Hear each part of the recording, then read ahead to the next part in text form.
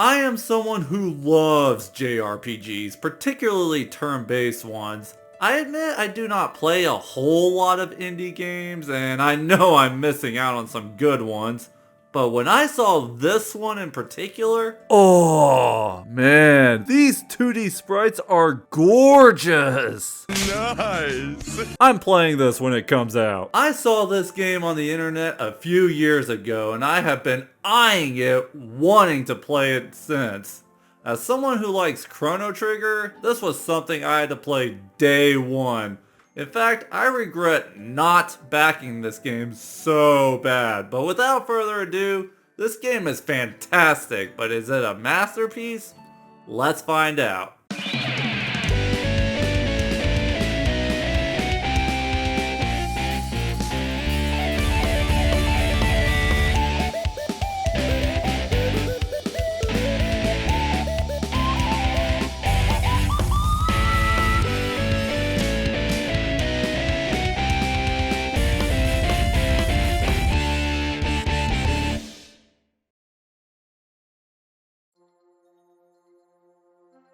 I normally start with gameplay or story first, but we gotta start here. In case I have not made it obvious enough on how this game looks, it looks absolutely beautiful. It is a masterclass in sprite graphics. I know, Stardew Valley has great retro graphics too, but man, this game took inspiration from Chrono Trigger, which in my opinion is the best looking game on the Super Nintendo. It is games like these that prove 2D sprites still belong in today's world. They are not outdated because of system limitations, they are art. I'm saying that as someone who prefers Super Mario 64 over Super Mario World, Ocarina of Time over A Link to the Past, I prefer Chrono Trigger over Chrono Cross. I could gush on this game's graphics all day, and I'll do a little bit more before moving on. I've been to every location multiple times in this game, and there is not one dull area, nor is there even 1 second where the game is not beautiful. The graphics are perfect, man. Perfect. Down to the last minute detail. Well, okay, there is this little imperfection right here. Also, this does not look right. That structure is supposed to be high in the sky, but the balls of light are over it and their shadows do not change in perspective. But you know what? Those are not even worth pointing out. The graphics in this game are a 10 out of 10 and I have no second thoughts about that. Also, we cannot forget the music. Oh man, the music. Great job Eric W. Brown and oh man, Yasunori Mitsuda. Who did the music for Chrono Trigger, Chrono Cross, which is one of my favorite soundtracks of all time, and even contributed to the soundtrack for the Xenoblade games. Dude. Reese Miller and Vincent Jake Jones also deserve shoutouts. Glacial Peaks, the battle theme, Skybase, the list goes on. Sound effects, no complaints. Okay, maybe I gushed on this segment too long now. Let's talk about the gameplay.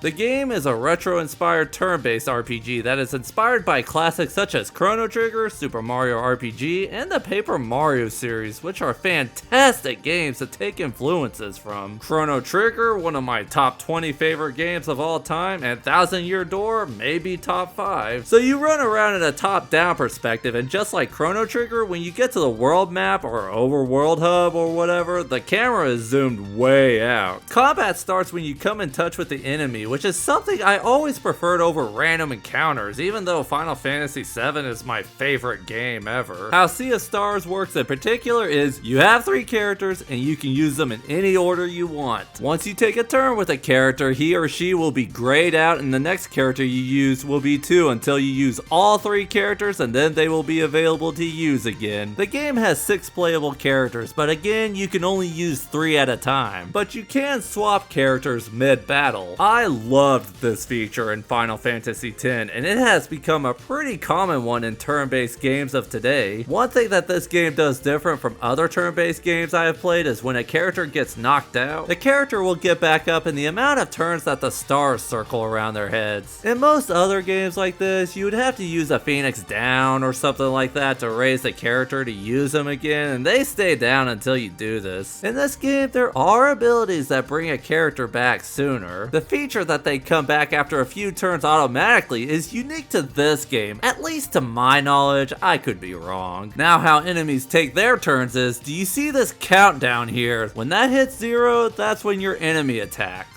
Sometimes you'll see these boxes with icons. The icons indicate enemy weaknesses in the moment. Emphasis on in the moment. Attacking with Zale's sun powers, for example, will check off the sun box, and when all boxes get checked before the enemy takes his turn will get cancelled. But if you do not check all the boxes by the enemy's turn, the damage the enemy will dish out will be minimized if you have at least some of the boxes checked off, as you can see with that percentage there. Do you see these orbs that come out of the enemy? When a character absorbs these, for example, Valir would have a moon element to her basic blunt attacks. You can also dish out extra damage when you time a button press right when you attack an enemy. You can also minimize damage done to you by an enemy the same way too. This combat system is really strategic and engaging. I thoroughly enjoyed it. There is one problem though, and there is not an option to escape from battles. In other games, I usually avoid running from battles to avoid having to grind later, but the times I do is when a battle is not going too well. I did get a game over some in this game, but a nice quality of life feature that this game and JRPGs have nowadays is you respawn in the area you fought the enemy rather than where you saved last, which is fantastic in case you forgot to save your game. There are also some puzzles I enjoyed, like the Zelda Lost Woods inspired section and having to use wind to push blocks or use a grapple. You can also take a break from the main quest playing some mini games like fishing and wheels, which I won't go into too much detail like I did the combat, but basically you would have two game figures attacking your opponent and same for the other person. You spin the wheels and it would determine whether or not your character will power up, build a wall, or attack the other player, and whoever's health reaches 0 loses. It took me a while to actually get how this game works, but then I reviewed the tutorial on it. I found out for the most part it has a rule of 3, meaning when you spin 3 of the same icons, stuff will happen. If you don't like what you spin, you can lock in what you like and mulligan, aka spin again. That's basically how you play wheels. I have definitely gushed on this game quite a lot so far, but there are a couple of things that stop the game from being a 10 out of 10, which are in the spoiler section, which let's talk about that now.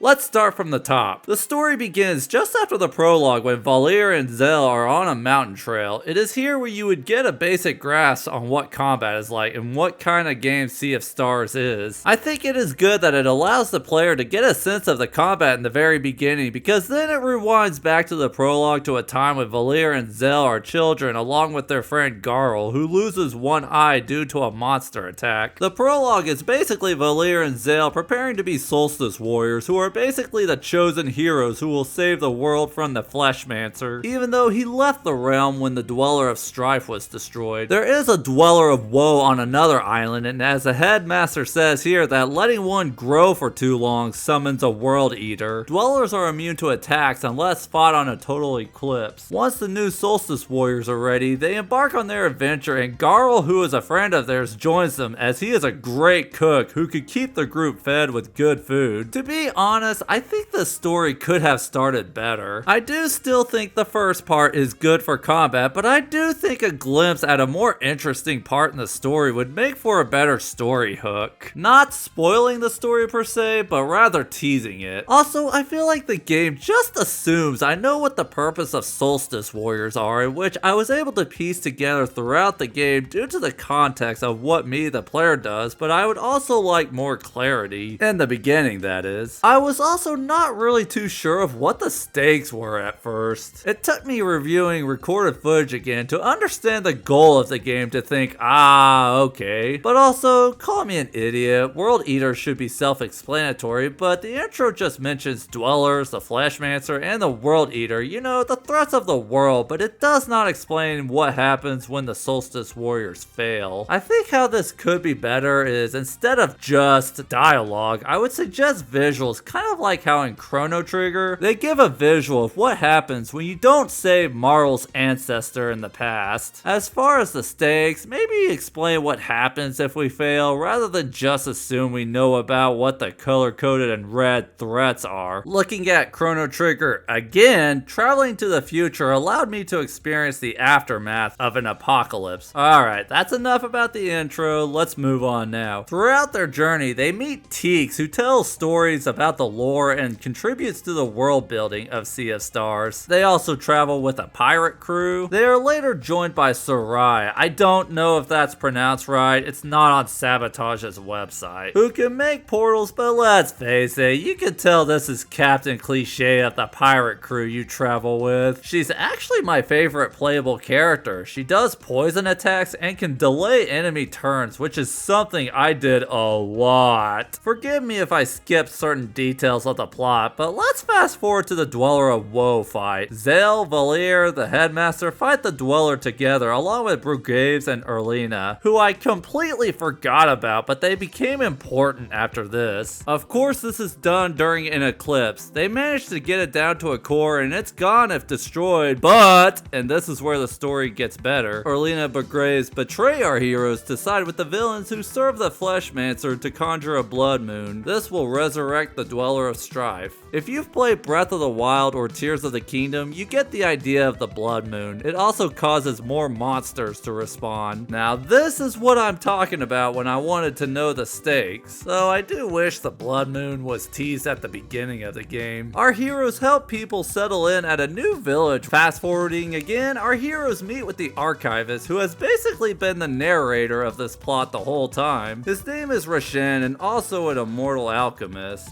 He becomes a playable character in battle and also one of my favorite characters in the game. Now a bit of backstory for Erlina and Brugaves. Erlina did not agree with the expectations placed on her, and the headmaster was hard on these two when they were younger. It is also shown here Valir and Zell were born of the solstice and not a husband and a wife. Erlina thinks the world is doomed regardless. More on her and Brugaves later, but basically they resent the headmaster but still care about Valir and Zell. The Dweller of Strife gets resurrected. Roshan has this rule to follow where he can't touch a Dweller, but our heroes demand his help, but because he refuses, Sarai uses Roshan's weapon against the Dweller. This summons Aforel, the Fleshmancer, who promotes Erlina to his lieutenant, and Brugaves wants a fresh start. Because Roshan and Aforel have an eye for eye rule, Aforel kills Garl. Well, he dies later as a result. I was pretty sad when Garl died. Fast forwarding again to where our heroes travel across the Sea of Stars, which by the way is one of the best moments in the game. Traveling on an ocean that looks like sailing over space, and this awesome moment when the game turns 3D. Dude, look at this. It is after this that Sarai reveals herself to be a cyborg, in which we have now entered the high-tech world she is from. Although I would have expected more of a surprise reaction from our heroes. I mean, come on, they came from a high fantasy world, not a high-tech world. The Fleshmancer also resides in this world. We do get a scene where Roshan and Aforel bond in a flashback. They have a relationship sort of similar to Xehanort and Argus from Kingdom Hearts, or you could say Charles Xavier and Magneto from X-Men. They are friends with different points of views. After traveling sometime in this high-tech world that's seen better days and a base in the sky that extends to outer space, which reminds me of another game I've played. If you know, you know. Fast forwarding to the end, you fight Erlina in the Fleshmancer's lair, which is one of the final bosses. You beat her and you unlock post-game, which is necessary for the true ending. There are some mandatory side quests here. Some of these side quests are great, such as the battle arena because that's Biss thing. Oh yeah, he's a playable character where he's basically a soul in glass that can change shape. He joins pretty late in the game, so I do not have much of an opinion on him, but I really like like how after a fight with a real angry woman, he tries talking things out, but then Valir and Zale talk him out of it. I really do not like how collecting all the rainbow conchs is mandatory to get the true ending. This was the point of the game I had the least amount of fun. It's like the Gold Skulltula quest in Ocarina of Time. That game is one of my most replayed games of all time, but I've only completed that quest once. But it gets a pass because it's optional. The last quest I did was fight the Sun Goddess before bringing Garl back to life. Man, this was such a happy moment. Basically, once the mandatory quests are done, our heroes go back in time, Chrono Trigger style, and Biss takes his place transforming himself into Garl. And since Biss is mainly just a soul, our heroes dug him up from the grave, so no harm done to Biss. After a meal, our heroes fight Aforel, then the World Eater, and the world is saved. Roshan basically comes up to Aforel like, come on, let's go home. Zale and Valir ascend as guardians of the world. I also smiled when Garl grew to be an old man and Zale and Valir came to visit. So yeah, that's the story of Sea of Stars oversimplified. It is true, I do think it could be better in some ways, but got better later. I really like some of the characters such as Garl, Roshan, and Sarai, although I do wish Zale and Valir got more character development. I don't dislike them, but I wish I got more out of them as characters, as I found them to be a bit of your typical hero and heroine who wants to help people. But now for the verdict.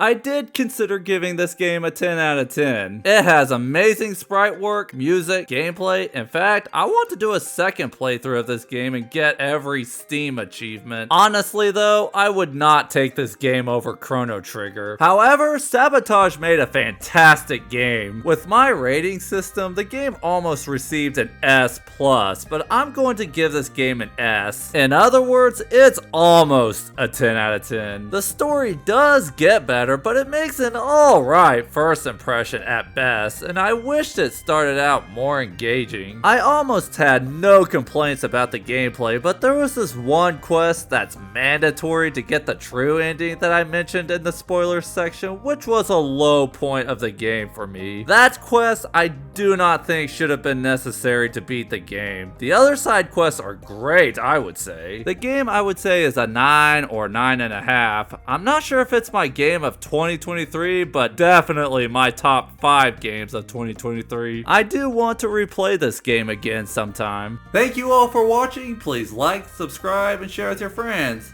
Also, have a fantastic day or night, and take care.